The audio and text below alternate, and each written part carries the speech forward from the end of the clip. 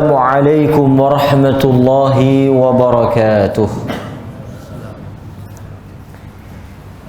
Alhamdulillah nahmaduhu wa nasta'inuhu wa nastaghfiruh wa natubu ilaih wa na'udzu billahi min syururi anfusina wa min sayyiati a'malina man yahdihillahu fala mudilla lahu ومن يضلله فلا هادي له أشهد أن لا إله إلا الله وحده لا شريك له وأشهد أن محمدا عبده ورسوله أما بعد. Hadirin mukminin, tuan-tuan muslimin muslimat yang dirahmati oleh Allah Azza wa Jalla,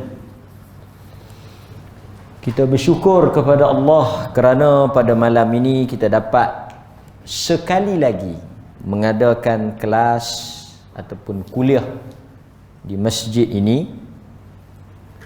Tuan-tuan hadirin mukminin, di masjid ini insya-Allah hasil daripada perbincangan bersama dengan imam, kita bersetuju untuk mengadakan secara berkala, bersiri, tetapi belum kita putuskan, masih lagi dalam perbincangan. Perbincangan sedang berlangsung. Keputusan kita akan umumkan sama ada mingguan, 2 minggu sekali, tetapi lebih berat kepada bersiri lah.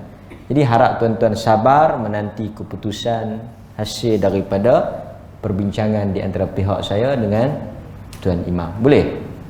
Dan sentiasa tunggulah perkembangan semasa. Okey?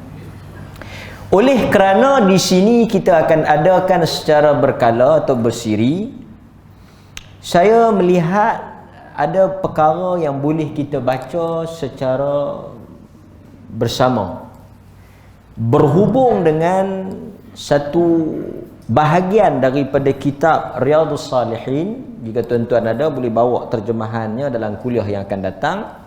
Tetapi kita tidak membaca daripada bab yang pertama, kerana saya faham barangkali tuan-tuan ada baca ataupun belajar di tempat-tempat yang lain. Cuma saya nak mulakan bacaan kitab kita daripada Riyadhus Salihin yang besar itu, yang ada ribuan hadis di dalamnya, yang dikarang oleh seorang ulama yang besar di dalam mazhab al-Imam Syafi'i, Yahya bin Sharaf Muhyiddin gelarannya, namanya Yahya bin Sharaf, ataupun lebih dikenali dengan panggilan An-Nawawi. An-Nawawi itu nama tempat, satu tempat Nawa di Dimashq. Dimashq ni kalau kita sebut bahasa kitanya Damsyik, yang meninggal pada tahun 676 Hijrah. Beliau mengarang kitab yang terkenal Riyadhus Salihin min kalam Sayyidil Mursalin, yang mana kita akan mengambil bermula daripada kitab Al-Fadail, iaitu berhubung dengan fadilah, kelebihan-kelebihan amalan di dalam Islam. Jadi di dalam bab ataupun di dalam kitab Fadail ini, kelebihan-kelebihan ini, Al-Imam An-Nawawi mengumpulkan hadis-hadis yang berhubung dengan kelebihan, fadilah, atau orang Melayu disebut fadilat. Fadilat ataupun fadilah bermaksud kelebihan, ganjaran, reward, sesuatu yang dijanjikan oleh Allah dan Rasulnya untuk orang yang melakukan sesuatu amalan. Untuk apa? Motivasi. Perkataan Arabnya tasji', untuk motivate kita, untuk merangsang supaya kita bersemangat dalam melakukan sesuatu amalan. Ataupun kalau tuan-tuan pernah dengar perkataan ataupun istilah at-targhib. At-targhib, galakkan. Dia ada at-targhib wa tarhib, galakkan dan Galakkan dan ancaman. Satu bab Nabi cerita untuk menggalakkan kita, untuk menjadikan kita bersemangat nak buat benda tu.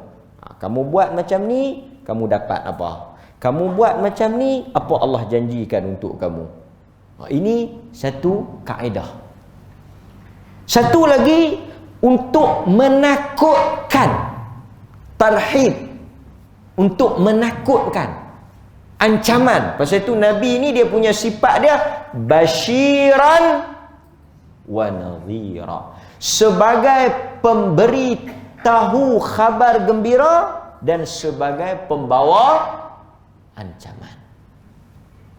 Kadang-kadang dia bercakap, dia bagi tahu sesuatu yang menyeronokkan. Kita dengar, kita seronok, kita semangat nak buat. Tapi kadang-kadang dia cerita, kita naik takut, kita jadi bimbang. Ini sifat Nabi. Anak-anak kita pun kadang-kadang kita guna approach, pendekatan apa? Kita bagi reward. Macam ni dapat SPM ni kan. Siapa-siapa yang dapat SPM, kita janjikan sesuatu, kan, kita bagi hadiah. Kadang-kadang cara kita mendidik, kita gempak juga. Kan? Kita bagi dia takut juga. Maka manusia itu dia duduk di antara apa? Al-khawf war-raja. Manusia tu dia duduk di antara dua tu. Al-khawf, perbuatan kita ni, tuan-tuan setuju tak? Perbuatan kita, tindakan kita, amalan kita kerana rasa takut. Didorong oleh takut. Pasal apa sembahyang? Takut lah. Masuk neraka. Neraka sakar pula. Dan kadang-kadang amalan kita, perbuatan kita didorong oleh apa? Pengharapan. Kita selalu baca dalam Al-Quran, Allah kata apa? Tatajafa junubuhum 'anil madaji' yad'una rabbahum khaufan wa tama'a. Mereka itu bangkit di tengah malam, bangun di tengah malam untuk apa? Mereka berdoa, beribadah di atas dua sebab.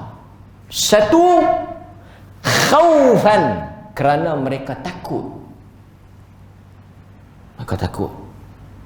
Yang kedua, kerana mereka tama'a, harapkan balasan. Pasal itu bila Nabi sebut tentang puasa, Nabi kata apa? Man shama ramadana imanan wahtisaban. Selalu tuan-tuan dengar tak hadis ni? Man shama ramadana imanan wahtisaban ghufira lahu ma taqaddama min dhanbi, atau kama qala.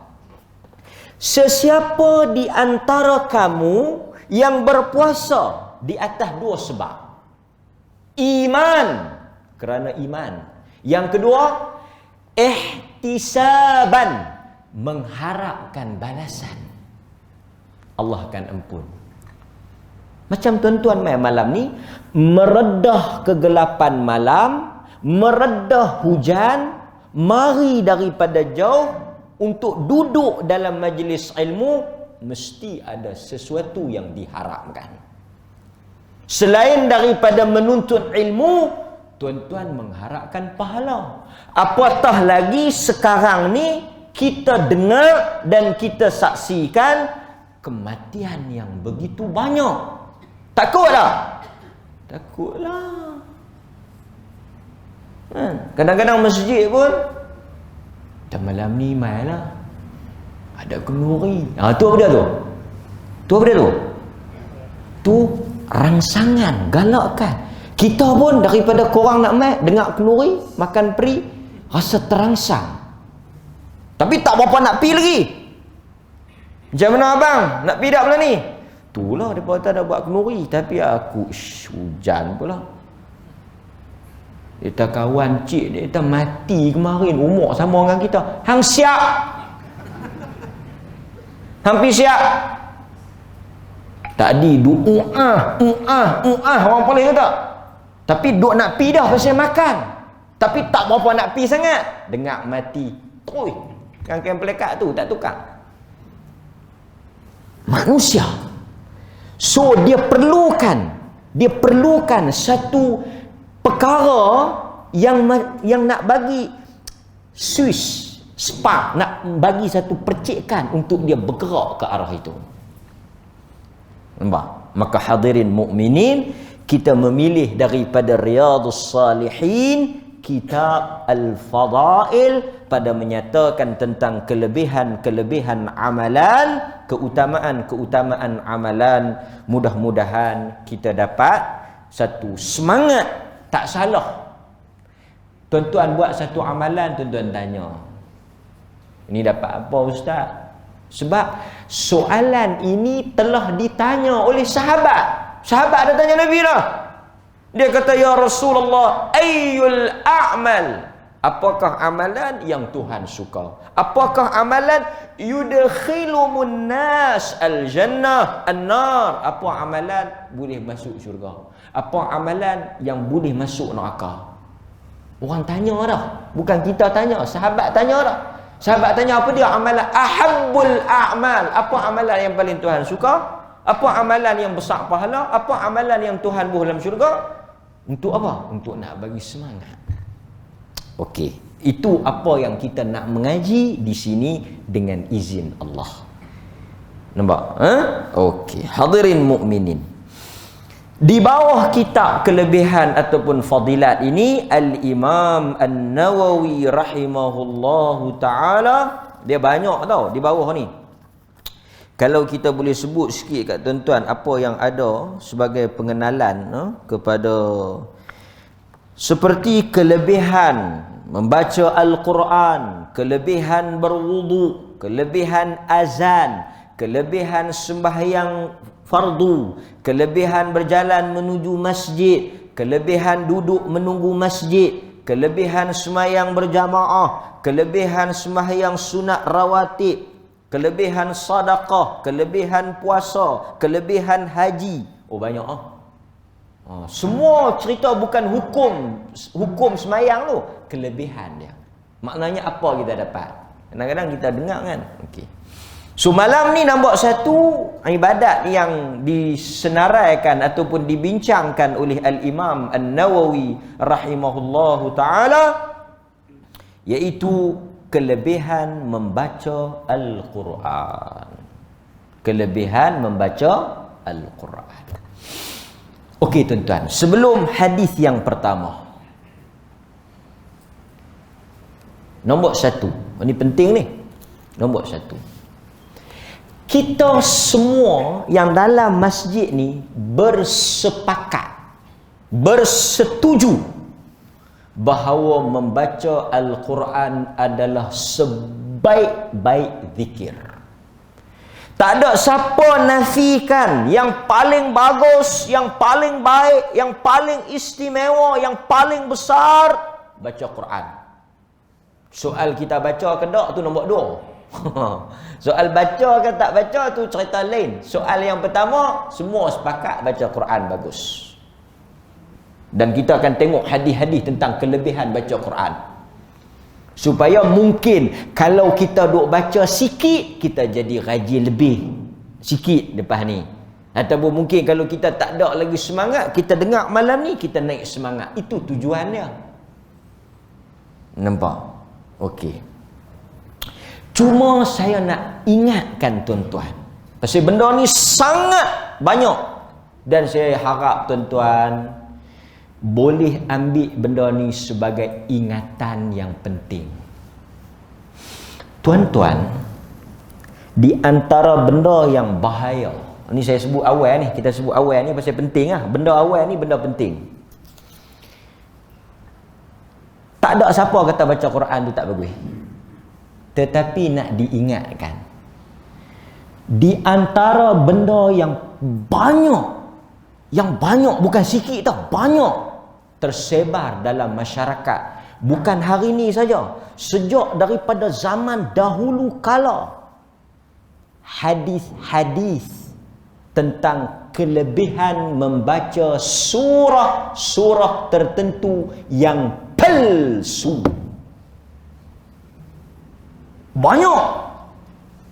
Sehingga saya berani kata kat tuan-tuan, hasil daripada kajian yang dibuat oleh ahli hadis, hadis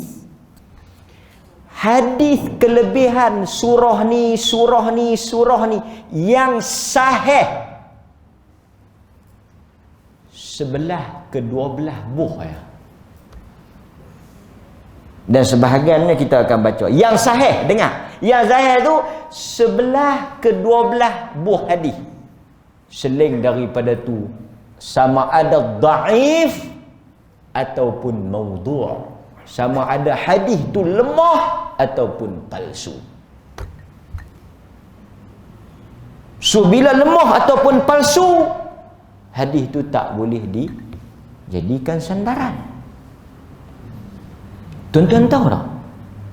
Di antara, ni saya sebut secara umum, di antara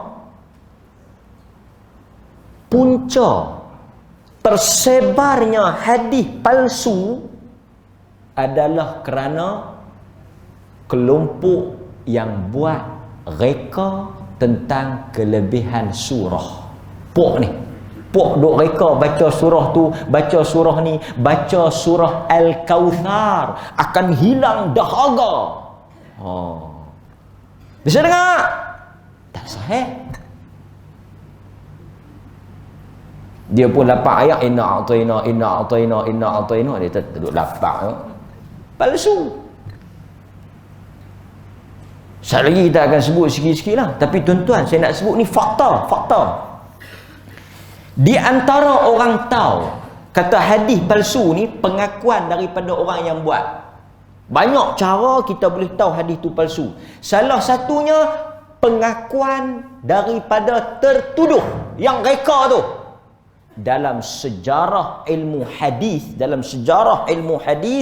terkenal satu orang nama Nuh bin Abi Maryam. Nuh bin Abi Maryam. Tuan-tuan ingat nama ni.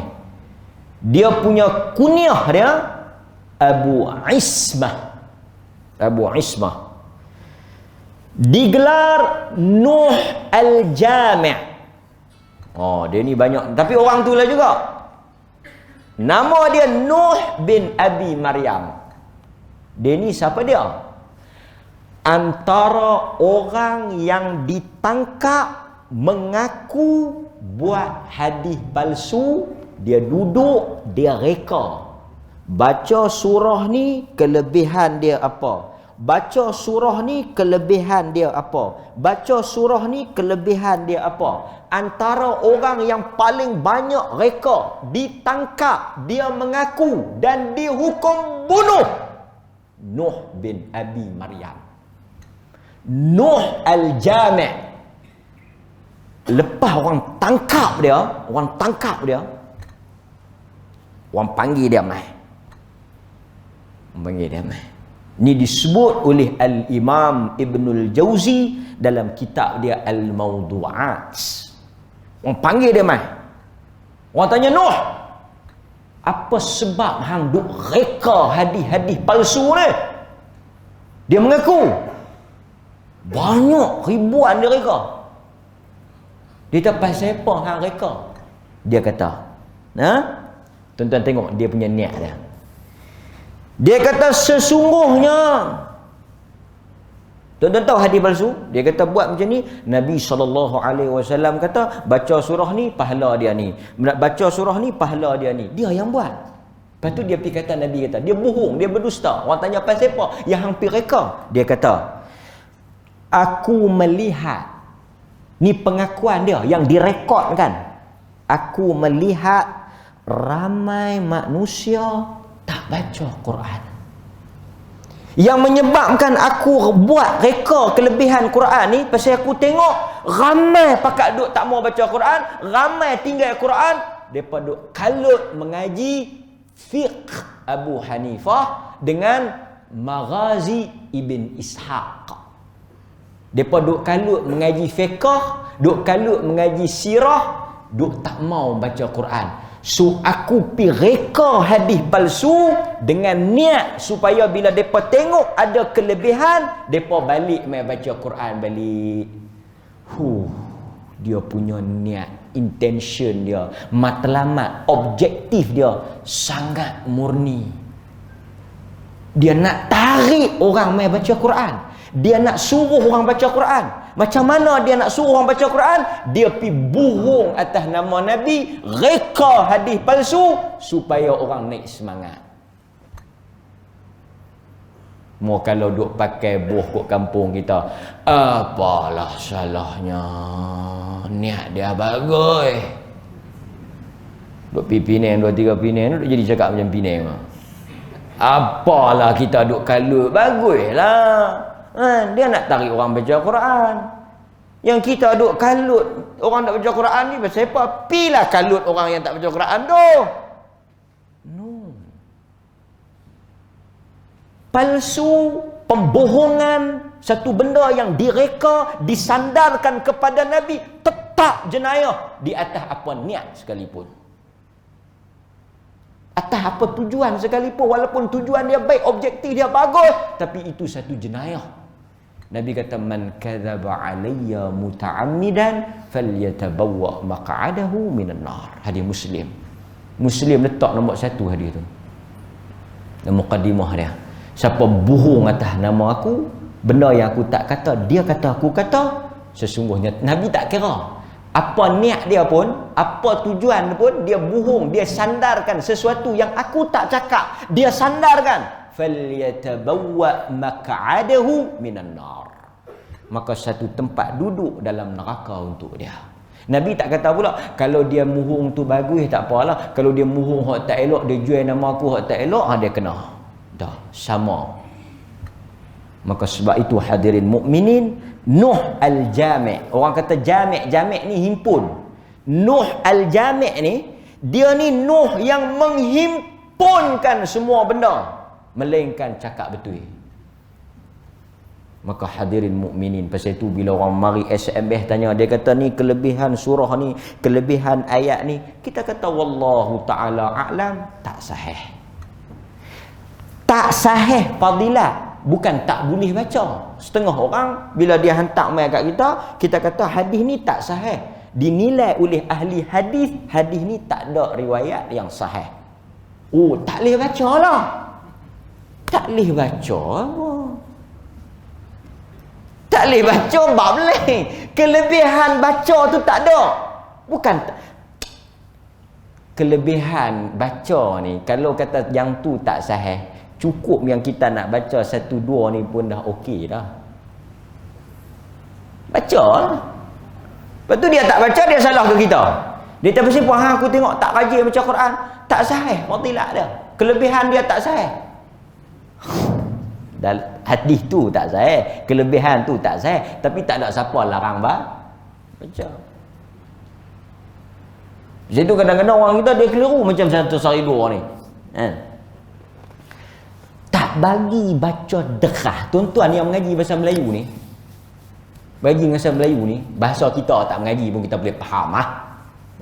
Tak bagi baca derah dengan tak bagi baca langsung sama ke? Sama ke?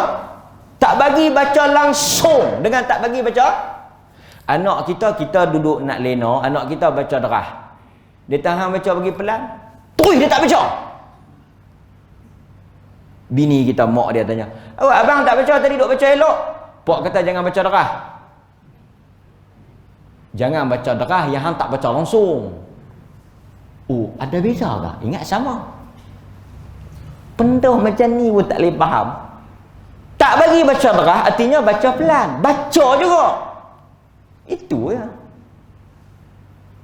Orang kita. Satu orang dia mengajar, satu orang. Tuan-tuan, kadang-kadang orang kita ni dia tak tahu sama ada dia memang jenis tak benar, jenis benar atau benar, atau dia jahat. Dua ya, benar atau jahat. Ada kaul kata sentuh wanita ataupun isteri ni tak batal ayak maya. Oh, boleh apa? Ni yang kita kata antara dua. Sama ada benar atau jahat. Ada perkataan khabar kita sebut. Kita sebut perkataan khabar. Kita kata ada qaul kata siapa orang wudu dia pegang wanita, ada pandangan kata tak batal. Dia faham sama ada dia tak reti ataupun dia jahat. Dia kata, dia suruh kita pergi duk apa perempuan. Lepas tu kita tanya bila kita suruh rabak, tu rabak tak batal. Macam mana dia boleh pergi tarik tak batal tu pergi bak rabak, melainkan dalam kepala dia memang dia ni jenis kaki rabak. Boleh ayat simple, tajuk mudah, bincang tentang batal ke tak. Orang tak bincang boleh raba tak boleh raba. Yang kata tak batal pun kalau kita tanya dia pun akan kata haram raba. Benda tu tak ada khilaf. Yang khilafnya batal ke tak, bukan raba boleh ke tak. Punyalah teruk. Benda lu tu tak boleh faham. Tu pun gagah nak komen. Saya sebut ni kan tuan-tuan, live ni. Live kita kadang-kadang 200, 300 orang. Satu Malaysia, satu dunia tengok. Nak bagi orang faham, nak bagi orang nampak gambaran. Okey, balik kepada tajuk kita, bab kelebihan Al-Quran. So, hadis yang pertama dalam bab ini. Boleh kita mula? Okey. So, tuan-tuan beware, bila orang hantar SMS ke WhatsApp ke tentang kelebihan, keistimewaan, fadilat surah-surah tertentu, berhati-hati. Kerana hadis-hadis kelebihan surah ni tak banyak. Tapi kelebihan Quran tu besarlah. Surah by surah, spesifik. Yang tu tak banyak. Okey, wallahu taala a'lam. An Abi Umamah radhiyallahu an Abi Umamah radhiyallahu qal sami'tu Rasulullah sallallahu alaihi wasallam yaqul iqra'ul Qur'an fa innahu ya'ti yawmal qiyamah syafi'an li ashabihi. Rawahu Muslim. Ini clear. Rawahu Muslim. Maksud hadis tadi, matan teks hadis. Hadis ni diriwayatkan daripada Abu Umamah. Dia kata sami'tu Rasulullah sallallahu alaihi wasallam yaqul, aku mendengar Nabi sallallahu alaihi wasallam bersabda. Dia kata dia dengar Nabi sallallahu alaihi wasallam sebut tentang kelebihan baca Al-Quran ni. Nabi kata apa? Iqra'ul Quran, bacalah oleh kamu Al-Quran. Fa innahu, sesungguhnya Al-Quran yang kamu baca tadi ni, yang kamu baca ketika di dunia tadi ni, ya'ti, dia akan datang. Dia akan datang. Bila dia akan datang? Nabi sebut yaumal qiyamah. Al-Quran yang kita baca tu, Al-Quran itu akan datang. Macam mana dia datang? Wallahu a'lam. Sebab Al-Quran ni kalam Allah. Macam mana dia nak datang itu wallahu a'lam. Mungkin Allah Ta'ala boleh membentuk dia menjadi makhluk. Bacaan kita tu akan mari. Yang tuan-tuan baca hari ni, tuan-tuan baca esok, tuan-tuan baca lusa, nanti tuan-tuan nak baca Ramadan, Al-Quran yang tuan-tuan baca itu ya'ti, dia akan datang. Hari kiamat. Hari kiamat ni hari apa? Yauma la tamliku nafsun li nafsin syai'a. Hari di mana Allah Subhanahu wa taala menyatakan la tamliku nafsun li nafsin. Tidak ada sesiapa yang boleh membantu, membela, menolong. Hari nafsi-nafsi. Di dunia kita mungkin ada penyokong, pendokong. Macam saya ada nak murid, tuan-tuan ada rakan, ada kawan, ada geng, ada pakatan, ada kumpulan, ada rakan baik, ada kawan baik, ada keluarga, ada isteri. Hari kiamat, tuan-tuan, Quran kata apa? Yauma yafirul mar'u min akhi wa ummihi wa abi.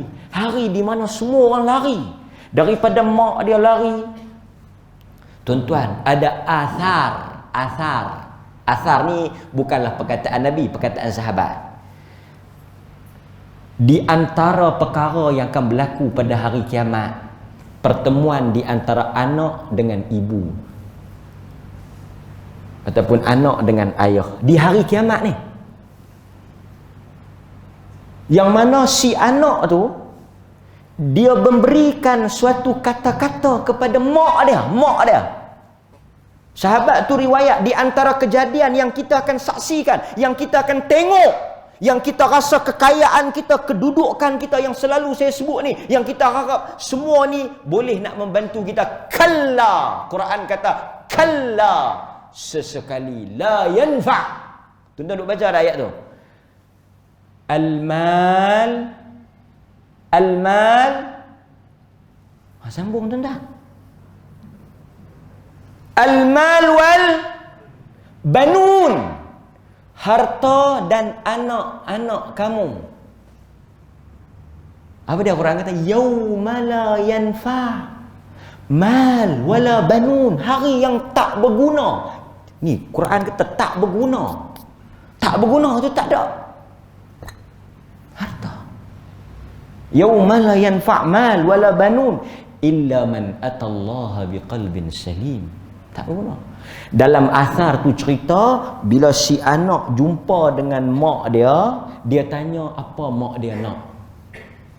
Apa mak dia nak? Mak dia minta apa? Hari kiamat, apa yang paling bernilai? Pahala. Takkan nak minta tanah, takkan nak minta rumah, takkan nak minta kereta. Dia tembak nak minta apa? Mai serelung dua, mai 100 dua. Di dunia ya. Akhirat esok, tuan-tuan mati, berapa keping geran bawa? Dunia usung pi sana, usung pi sini. Sebelum nak tidur, buka dulu setbox, tengok ada tak ada, takut siapa pi ambil. Tak berguna. Tak payah kata tunggu kiamat, tuan-tuan. Frankly speaking, orang putih kata, cakap terus terang. Arab kata, aqulu laka bis-sarahah. Aku cakap denganmu bagi terang. Tak payah tunggu kiamat. Mati besok pun dah tak berguna. Mati esok ni, kiamat lambat lagi. Mati dulu, baru kiamat. Mati tu pun la yanfa', dah tak guna sedik. Ni tak payah kata 100, sedik pun tak guna.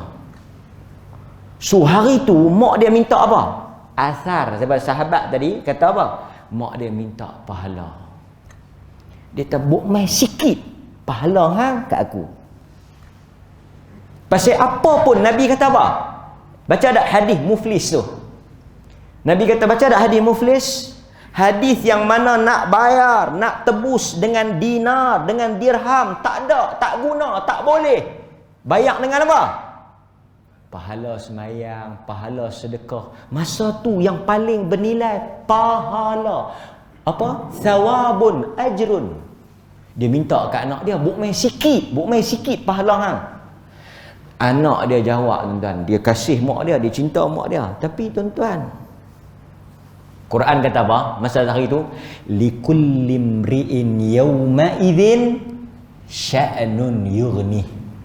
Masa tu tak ada siapa nak peduli. Dia kata mintalah apa pun yang nak diminta, dia nak bagi, melainkan pahala dia tak boleh kira sama. Dia dah minta maaf pasal dia pun nak selamatkan diri dia dengan pahala tu. Hari yang Nabi kata la dhilla illa dhilluh, yang tak ada naungan, yang tidak ada payung, yang tidak ada pelindungan. Tak ada tuan-tuan. Tuan-tuan nak bayar siapa? Tuan-tuan nak beli tang mana? Tuan-tuan nak guna duit ringgit tu tang mana? Tang mana? Soalan dia tak ada. Ketika itu Al-Quran datang. Al-Quran yang mana? Yang kita baca. So make sure kena ada Al-Quran yang kita baca. Pasal itu ahli sunnah, dia juga ahli Quran. Kenapa baca? Kurang-kurangnya 1-2 ayat, 1-2 muka. Pasal hak tu nak tolong. Nampak? Okey? Dia mari syafi'an li ashabih. Dia mari bela kita, dia mari pertahan kita di hadapan Allah. Di antara ungkapan-ungkapan yang dia akan sebut di hadapan Allah, dia sebagai pengguam bela. Dia akan kata apa? Sesungguhnya si fulan telah meninggalkan tidurnya. Si fulan ni telah berjaga malam. Si fulan ni telah meninggalkan nikmat hidupnya, keseronokan hidupnya, semata-mata untuk membaca aku. Dia cakap. Maka hari ini aku datang untuk membela dia. Al-Quran. Sebab itu dalam hadis Muslim, bukan hadis ni, hadis lain, tapi riwayat Muslim juga, hadis sahih juga, tapi hadis lain, Nabi kata Quran boleh jadi 2 perkara dalam hidup orang Islam. Ini dia duk kira Quran jajah lah. Beli Quran 1 bab lah, baguslah. Daripada sebesar-besar Quran timpa mati sampai sekecil-kecil Quran. Nabi kata wal Quran. Nabi kata wal Quran. Al-Quran itu di hari kiamat dia boleh jadi 2. Satu, hujjatun laka. Tuan-tuan tengok perkataan Nabi. Hujjatun laka. Hujjatun laka tu maksud apa? Laka. Laka dia bela kamu. Ataupun tengok perkataan Arab, bahasa Arab yang Nabi guna. Hujjatul laka au alaika. Arab kalau dia guna ala, buruk. Kalau dia guna ala, alaika. Kalau dia guna lam, li, la, laka, yang tu baik. Tapi kalau dia guna alaika, yang tu dia akan menjadi peguam bela. Dia punya lawan dia satu, peguam bela. Yang duk lawan peguam bela dalam mahkamah tu dia panggil pendakwa. Pendakwa ni kerja apa? Pendakwa ni dia akan tuduh kita. Jangan silap pula. Jangan tuan-tuan silap. Peguam bela yang nak bela kita, yang nak sokong kita, yang nak pertahan, nak pelepah kita. Pendakwa nak bagi kita masuk ke dalam. So Quran dia boleh jadi salah satu. Ulama bila syarah macam mana Quran nak jadi syafi'an, nak bela kita, apabila dalam hadis ni dia syaratkan baca. Sehingga kata para ulama, jika seseorang itu membaca Al-Quran, Al-Quran itu akan menjadi hujjatun laka, menjadi pembela. Dia tak akan benarkan Allah campak kita dalam neraka. Dia akan pertahan kita sungguh-sungguh di depan Allah. Dia akan bela kita. Quran yang kita baca. Tapi kalau di dunia pun kita tak baca dah. Dunia pun tak heran, tak peduli dah, tak ambil reti dah. Ni mai bulan puasa pula nak cari duk tang mana ni. Kan? Duk kira gantung buat pelaris, buat azimat gantung. Alaika. Dia mai, dia akan dakwa kita. So dalam hadis ni dia kata syafi'an li ashabih, memberi syafaat. Okey, kita tahu syafaat ni apa dia? Dalam Islam, dalam akidah ahli sunnah, dia ada satu bab syafa'ah. Syafa'ah ni apa? Mudah fahamnya. Macam mana kita nak terjemah ha? Kita sangkut nak bagi pelepah. Syafa'at lah tu. Bahasa nak bagi mudah ni kabel. Nak bagi selamat. Benda kita tak lepas, tak layak, sangkut, jam, tiba-tiba nak bagi tolak, bagi layak, tolak bagi lulus, tolak bagi lepas. Yang tu dia panggil syafaat. Selalunya yang nak jadi syafaat ni dia mesti geng lah. Betul tak? Tuan-tuan ambil periksa SPM ni tak apa nak lepas ha. Dia tak apa, jangan takut. Kita ada orang dalam. Tak boleh cakap terah. Kita ada orang dalam. Pok menakan tuk tiri hang. Pok menakan tuk tiri hang ketua sektor tu. Nanti ku fikir yang tu syafaat.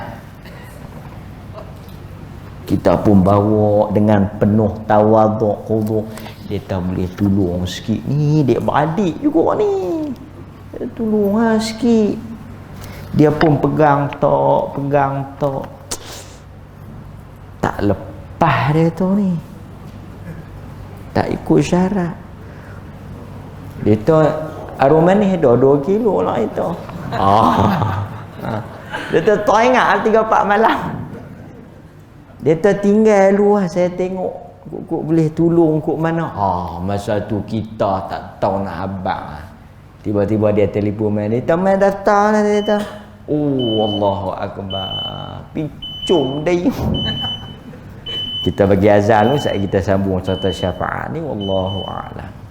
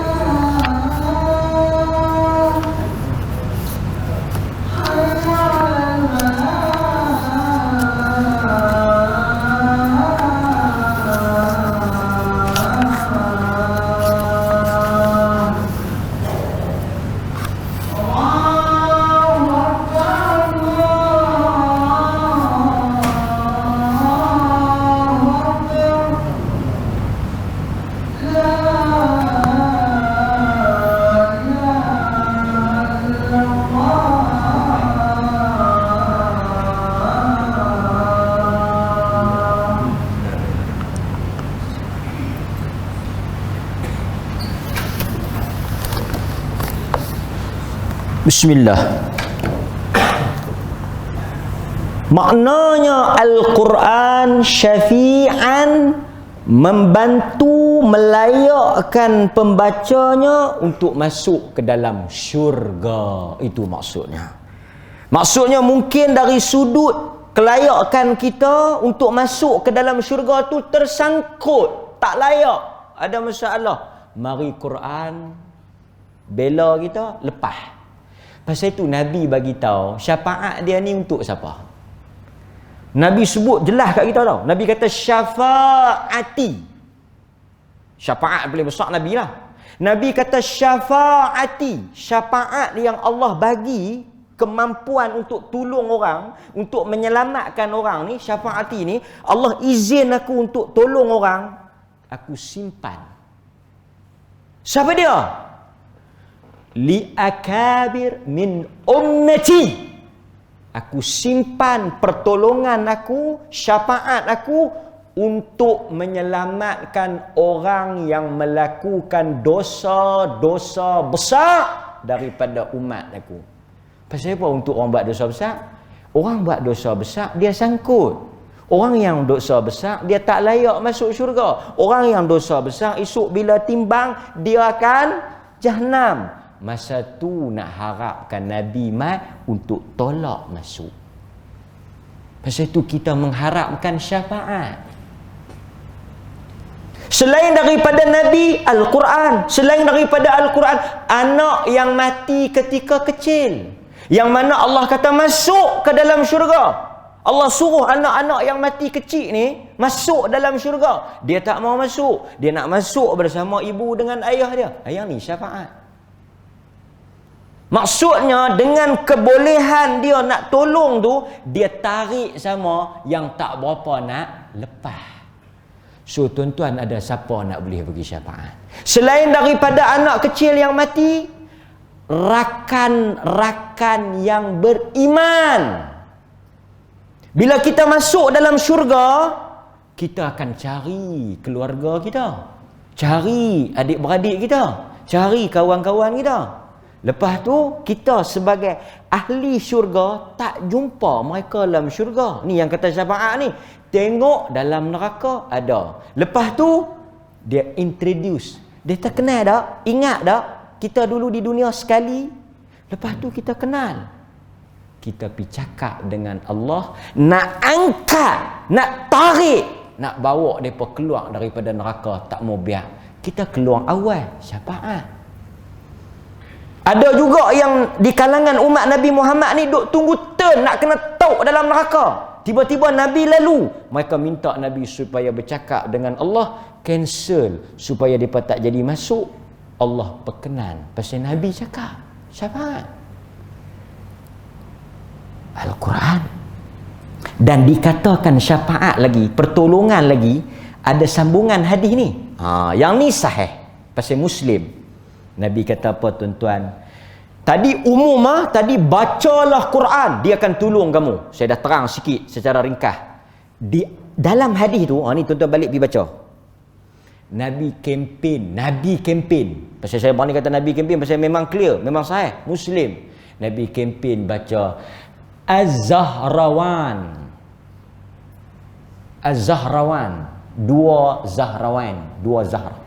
Zahra ni dua permata ataupun dua benda yang hebat, iaitu apa dia? Az-Zahrawain ataupun Az-Zahrawan, yang Nabi sebut bacalah Az-Zahrawan atau Az-Zahrawain, iaitu suratul Baqarah dengan surah Ali Imran. Yang ni nama lain dia Az-Zahrawan. Nabi kata baca dua-dua tu. Macam mana dia nak tolong kita? Dalam hadis yang sama, macam mana dia nak tolong kita? Nabi kata, fa innahuma ya'tiyan.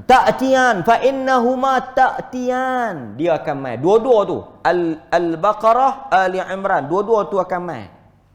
Hari kiamat sebagai apa?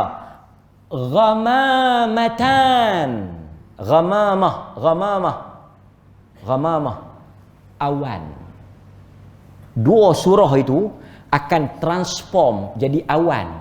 Hari kiamat kan hangat, matahari di atas kepala, sejengkal atas kepala kita. Kan yang Nabi cerita, ada yang tenggelam dengan peluh sampai buku lali, ada yang ayak peluh dia sampai kepala lutut, sampai ke pinggang, sampai ke bau. Peluh. Peluh apa ambil begitu? Hangat sejengkal. Ni beratus-ratus jengkal pun tak tengah hangat dah. Mari Al-Baqarah, mari Ali Imran menjadi ghamamah, awan. Dia duduk atas kepala, selamat. Tak payah menikah dua orang nak cari payung mah. Nak menikah pun boleh lah juga kan. Dia kata nak cari payung, nak tutup hangat matahari ni, nak tutup, nak selamat ni. Ghamamah. Baca Al-Baqarah dengan Ali. Bacalah sembahyang boleh, luar sembahyang boleh. Baca kali sikit boleh, baca sekali guih pun boleh, tak ada masalah. Nabi tak sebut cara baca. Yang penting Nabi kata baca dan jadikan dia lazim, kelaziman, satu rutin. Baqarah, Ali Imran. Bukan hafal. Bukan suruh hafal, suruh baca. Baca. Dia tak apa kalau tak baca pun cari pokok-pokok pelam mana pergi duduk bawah tu.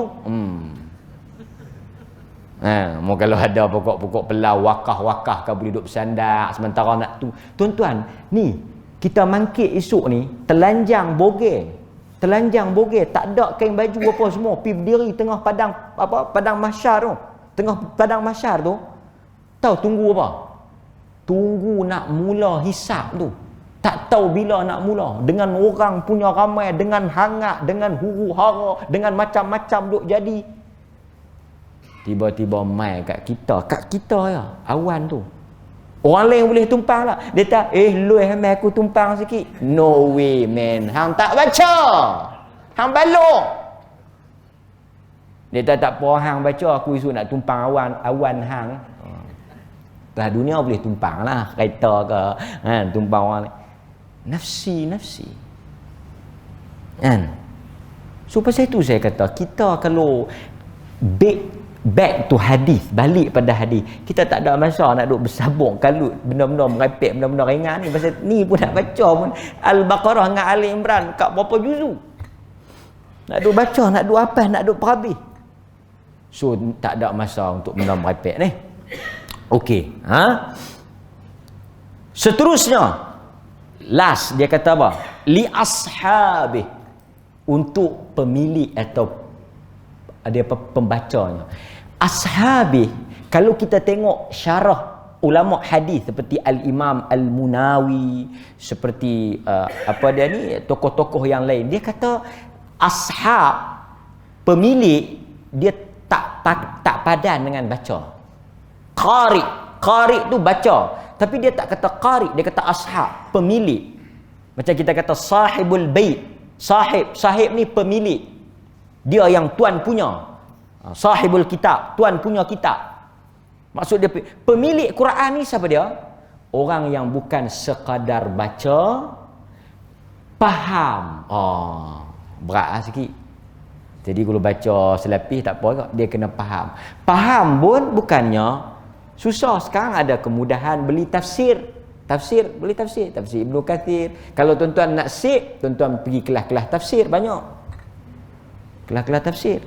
Lepas tu amal. Pasal Quran ni baca, faham, amal. Nombor 4 tu yang lagi sakal lah. Sebar. So yang nak dapat level sahib, pemilik Quran tu, dia mesti baca, dia mesti faham, dan dia mesti amal. Baru dia jadi sahib Quran. Dia jadi kawan Quran. Tuan-tuan, ada beza dah orang baca faham dengan orang baca tak faham. Ada beza. Ada beza tuan-tuan. Tu saya nak pergi kempen sikit. Pasal tak pergi tuan-tuan baca tu bagus. Tapi kita macam tuan-tuan sekarang ni, baca. Anak-anak Melayu kalau kita dengar menyanyi lagu orang putih, Allah, kalah orang putih negeri. Mai periksa SPM, fill in the blank. Dia apa macam burung kakak tua? Sampai bila kita nak jadi burung kakak tua tuan-tuan? Sampai bila kita nak jadi burung kakak tua? Alhamdulillahirabbil alamin. Tuan-tuan percaya tak? Burung kakak tua pun boleh baca. Burung awang pun boleh baca. Ada satu sahabat saya, pak dia belah burung bukan kakak tua, burung awang lah. Dia pun buat mulut tu asah macam mana tak ajak boleh bagi salam. Tapi dia tak faham lah. Assalamualaikum. Kita kata waalaikumsalam, dia tak faham. Hatta Cina main rumah pun Assalamualaikum. Yang tu dia panggil burung kat tadi. Dia akan baca, dia tak faham. Subhat. Nabi kata apa? Tengok. Dalam hadis Bukhari Muslim. So kita ni kena ambil ni. Sikit ni. Nak bagi tuan-tuan dapat motivasi. Nabi kata mathalul mu'min alladhi yaqra'ul Quran mathalul utrujah. Orang beriman yang baca Quran tak faham. Dia baca Quran dia tak faham. Bacalah. Kan? Dia baca Quran dia tak faham. Dia baca Quran mathalul utrujah. Dia baca Quran tapi dia tak faham, dia macam utrujah. Baguslah juga. Utrujah ni apa dia? Rihuha taibun wa ta'muha taibun. Baca tapi dia tak faham. Bagus. Pasal apa? Dia bacalah juga. Tapi dia seperti buah utrujah, buah yang rihuha wa ta'muha, baunya sedap, rasanya sedap. Okeylah. Satu lagi yang dia la yaqra'ul Quran. Orang Islam yang tak baca Quran, dia seperti tamrah. Dia seperti tamar. Tamar ni kita tengok macam mana tamar. Dia tak baca, dia orang Islam tapi tak baca Quran. Faham telah lagi lah, baca pun tak. Dia seperti tamar. Tamar ni kita tengok buah kurma. Rupa tu huduh tak ada dah. Apa? Kemak. Apa? Konyak apa? Buah kurma elok ke? Kedok. Tapi rasa dia sedap. Kawan tu pun dia kata, aku tamar lah. Nabi kata, ada pun orang munafik dia baca Quran, dia seperti apa? Orang munafik yang baca Quran, ada orang munafik yang baca Quran, dia seperti raihanah. Raihanah ni satu buah yang bau dia, rupa dia cantik, bau dia sedap, tapi rasa dia pahit. Maksudnya tak berguna untuk dia. Ada lagi teruk, orang munafik yang tak baca Quran lah. Yang ni Nabi kata rasa pun teruk, bau pun teruk, dia hanzalah.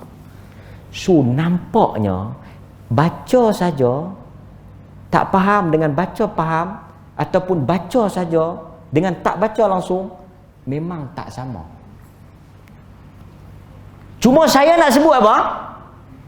Nabi kata tadi, kalau dia baca dia tak faham, dia tetap dapat kebaikan. Saya takut ada satu pok. Okey, kita kata tadi baca kena faham, betul, setuju ah? Tapi kita tak mau orang dia melampau. Lagi tak faham, sambung. Lagi tak faham, jangan baca. Pasal ada ni geng penin ni, siapa tak khusyuk jangan sembahyang. Sembahyang kena khusyuk. Kalau tak khusyuk jangan sembahyang. Bila yang nak khusyuk?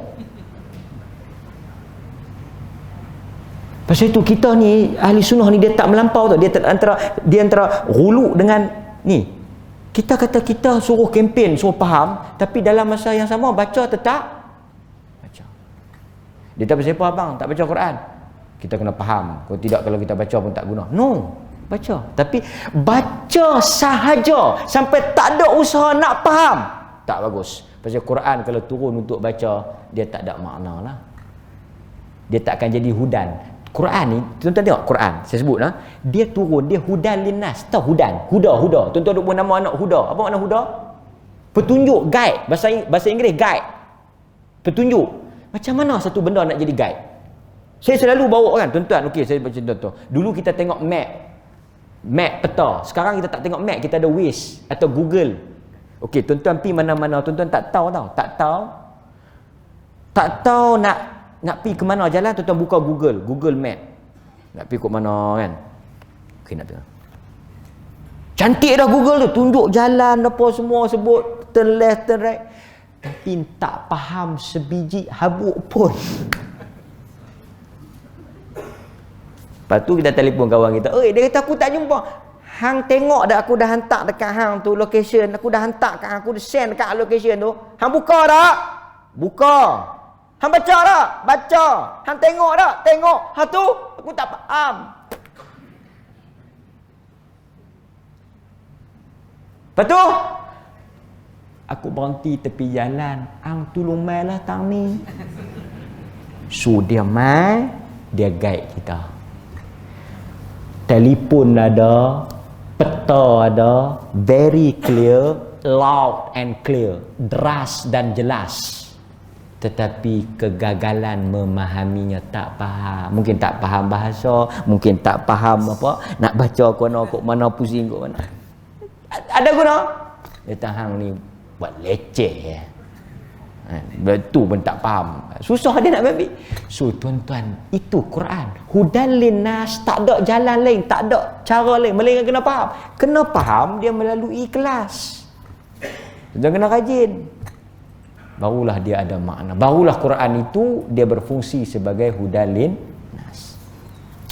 Wallahu a'lam. Banyaklah lagi kalau kita nak sebut tentang kelebihan Al-Quran. Selesailah kita pada malam ini 2-3 hadis. Insya-Allah dalam kuliah yang akan datang kita akan sambung. So conclusion dia khulasatul qaul. Apa yang kita boleh dapat? Dia memberikan satu suntikan semangat untuk balik kita baca. Biarlah tidak berbini, tidak beranak, tidak berbapa, tidak berkawan, tidak ada harta dan sebagainya, kerana itu semua tidak ada manfaatnya. Kita hang no sok sebatang kara anak pun tak ada, bini pun tak ada, yatim piatu apa semua harta pun tak ada. Tak apalah. Quran ada. Ini bini banyak sampai tak ada baca, kacau juga. Bini tak ada syafaat. Wallahu a'lam. Mudah-mudahan hadirin tuan-tuan dapatlah sikit manfaat, terlebih terkurang tersilap. Saya mohon maaf kepada Allah Subhanahu wa taala, memohon ampun kepada Allah, dan saya mohon maaf kalau tersilap terkasar bahasa pada tuan-tuan. Aqulu qauli hadza astaghfirullahal azim li wa lakum. Assalamualaikum warahmatullahi wabarakatuh.